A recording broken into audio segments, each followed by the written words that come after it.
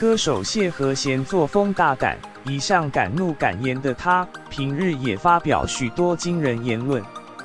日前在台北市政府举办的跨年晚会上，谢和弦在台上大喊"我是谢和弦，我是台湾人"，获得许多网友的赞赏，引发许多网友的热议。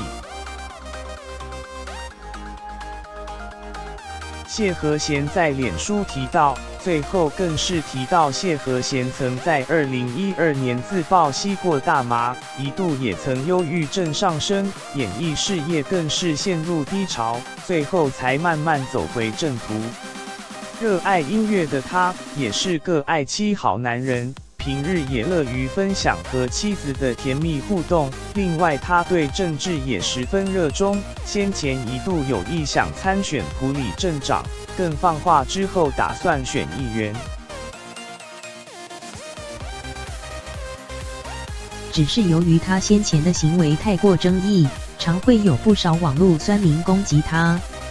谢和弦这样的灰心言论一出，不少的留言安慰做自己，爱自己，其他人不重要。别忘了支持你的人，别理酸民啊！跟他们认真就输了。不少人更是鼓励谢和弦要为喜欢欣赏你的人活，为那些欣赏你的人继续精彩。